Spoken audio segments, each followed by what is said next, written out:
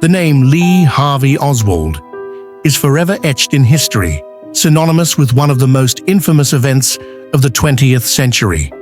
But who was the man behind the trigger? Lee Harvey Oswald was born on October 18, 1939, in New Orleans, Louisiana. His birth was marked by tragedy, as his father, Robert Edward Lee Oswald Sr., died of a heart attack just 2 months before Lee was born. This left Marguerite, Lee's mother, to raise him and his 2 older brothers, Robert Jr. and John Edward, alone.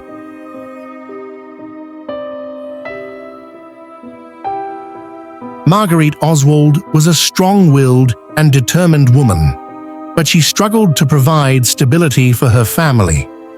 The Oswalds moved frequently, living in a series of rented apartments in various cities, including New Orleans, Dallas, and Fort Worth. This constant upheaval made it difficult for young Lee to form lasting friendships or find a sense of belonging. Despite these challenges, Marguerite did her best to instill a sense of discipline and responsibility in her children. However, Lee was often described as a solitary and withdrawn child, preferring to spend time alone with his books rather than playing with other children. As Lee entered his teenage years, the family continued to struggle financially. Marguerite took on various jobs, and Lee's older brothers eventually left home to join the military, leaving Lee and his mother alone. This period of isolation deepened Lee's introspective nature and fueled his interest in political ideologies.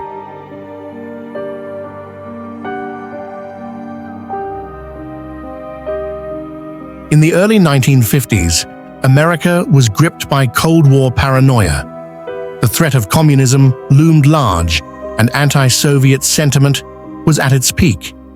It was during this time that Lee Harvey Oswald began to develop a fascination with Marxism and communism. He avidly read books and pamphlets on the subject, finding a sense of purpose and identity in the radical ideology. Oswald's interest in Marxism was not merely academic. He became an active participant in discussions and debates, often challenging the prevailing anti-communist views of his peers and teachers. This rebellious streak set him apart and further isolated him from mainstream society. In 1954, at the age of 14, Oswald moved with his mother to New York City. The bustling metropolis offered new opportunities, but it also presented new challenges. Oswald's rebellious nature led to clashes with school authorities, and he was eventually placed in a youth detention center for truancy and disciplinary issues. This experience further alienated him and reinforced his disdain for authority.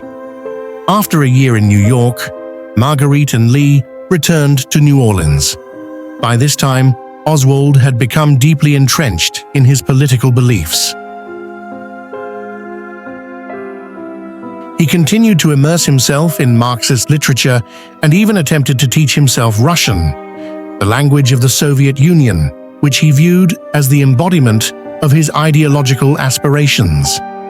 Oswald's teenage years were a time of intense intellectual and ideological development. However, they were also marked by loneliness and a growing sense of disillusionment with the world around him. This complex mix of passion and frustration would shape his actions in the years to come. From a troubled childhood to a politically charged adolescence, Lee Harvey Oswald's early years set the stage for a life that would ultimately intersect with history in a tragic and profound way. In 1956, at the age of 17, Lee Harvey Oswald made a pivotal decision that would shape his path for the next few years. Seeking structure and a sense of purpose that had eluded him in his turbulent childhood, Oswald enlisted in the United States Marine Corps. The Marines, known for their rigorous discipline and exacting standards provided Oswald with the stability he had long craved. Oswald quickly adapted to military life. He completed his basic training at Marine Corps Recruit Depot San Diego, where he was taught the essential skills of a Marine: marksmanship, physical fitness, and the code of conduct that defined the Corps. Despite his relatively short stature and slight build, Oswald's determination and resilience earned him the respect of his peers and superiors.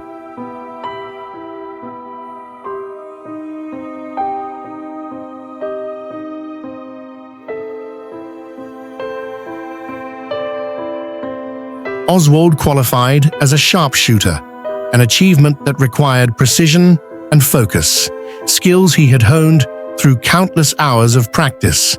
This proficiency with firearms would later become a significant, albeit dark, aspect of his legacy.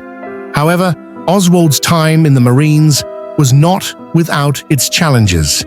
He was noted for his solitary nature and strong political opinions, often engaging in heated debates about Marxism and communism, ideologies he had embraced during his adolescence. Despite his skills, Oswald's conduct was inconsistent. He was court-martialed twice.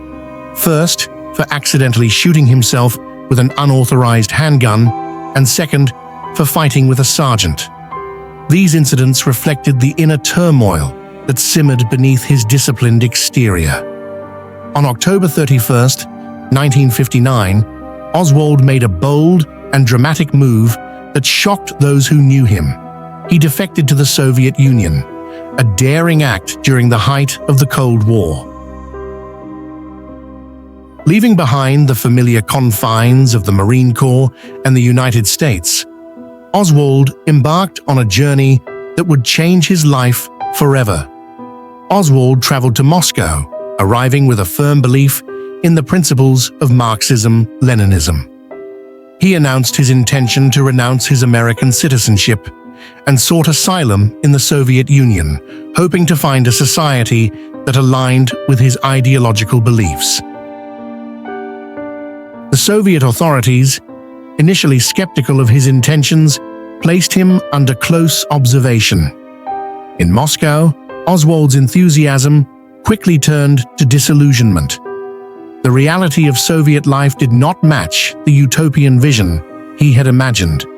He found the living conditions harsh and the bureaucratic system oppressive. The KGB, the Soviet Union's security agency, monitored him closely, suspecting he might be an American spy or an agent provocateur.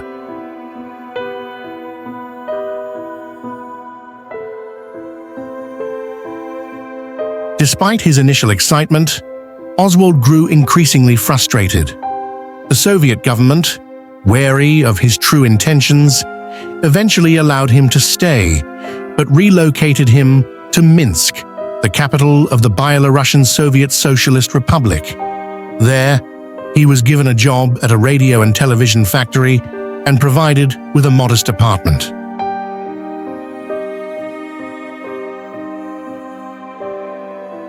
In Minsk, Oswald's life settled into a routine. He continued to study Russian and tried to integrate into Soviet society, but he remained an outsider. He formed relationships with a few local residents, including Marina Prusakova, a young Russian woman whom he married in 1961. The couple soon had a daughter, June. Despite his attempts to build a life in the Soviet Union, Oswald's disillusionment deepened. He found the lack of personal freedom and the pervasive state control suffocating.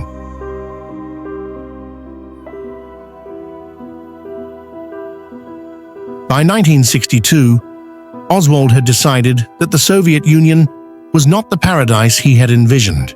He sought permission to return to the United States, a request that was eventually granted. Returning to the US with his new family, Oswald hoped for a fresh start. However, he carried with him a deep sense of frustration and failure, feelings that would continue to fester and influence his actions in the years to come. In April 1963, Oswald moved his family to New Orleans, seeking new opportunities. There, he found work at a coffee company, but was soon fired for poor performance. His frustration with American society deepened, driving him to become more vocal about his political beliefs. In New Orleans, Oswald's political activism intensified. He established a local chapter of the Fair Play for Cuba Committee, advocating for improved U.S.-Cuban relations. His activities included distributing pro-Castro leaflets and engaging in public demonstrations. Oswald even went so far as to appear on local radio and television, where he debated his views. Oswald's pro-Cuban stance drew the attention of the FBI, adding to his growing paranoia. He believed he was under constant surveillance, contributing to his sense of isolation and anger. Despite his efforts, his political activism failed to gain significant traction, leaving him increasingly disillusioned. Oswald relocated to Dallas, where he found a job at the Texas School Book Depository. His relationship with Marina grew strained, leading her to move in with friends, leaving Oswald alone. This period of isolation and frustration set the stage for the events that would unfold on November 22, 1963. The morning of November 22, 1963, dawned bright and clear in Dallas, Texas.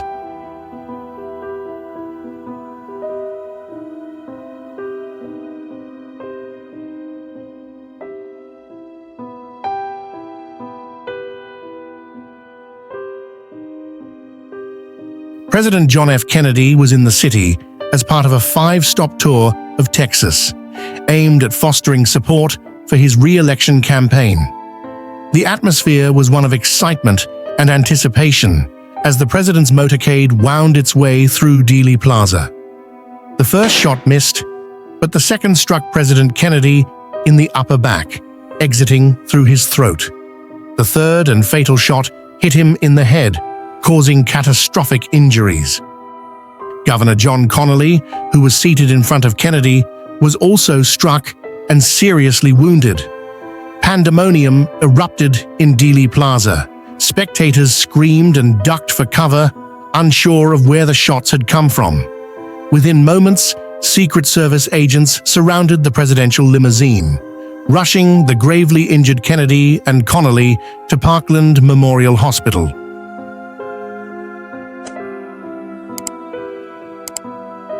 Despite the frantic efforts of medical staff, President Kennedy was pronounced dead at 1:01 p.m. The news sent shockwaves through the nation and the world. America had lost its young and charismatic leader, plunging the country into deep mourning. Meanwhile, a massive manhunt was underway. Witnesses had reported seeing a rifle barrel protruding from a 6th-floor window of the Texas School Book Depository. Inside the building, Dallas police discovered a sniper's nest, an arrangement of boxes near the window, 3 spent cartridges, and a rifle. Lee Harvey Oswald, a 24-year-old employee of the depository, was seen leaving the building shortly after the shooting. At 1:15 p.m., he was confronted by Officer J.D. Tippit in the Oak Cliff neighborhood of Dallas. Oswald shot and killed Tippit before fleeing on foot. At approximately 1:50 p.m., Oswald was apprehended in a nearby movie theater. He was taken into custody and charged with the murders of President Kennedy and Officer Tippit. During his interrogation, Oswald denied any involvement, famously proclaiming, "I'm just a patsy." Oswald's interrogation was brief and contentious. He maintained his innocence and expressed frustration with the accusations. Despite this, the evidence against him was mounting. The rifle found at the depository was traced back to Oswald, and his palm prints were discovered on the weapon. On November 24, 1963, just 2 days after the assassination, Oswald was being transferred from the city jail to the county jail. As he was escorted through the basement of the Dallas police headquarters, a man stepped forward from the crowd and fired a single shot into Oswald's abdomen.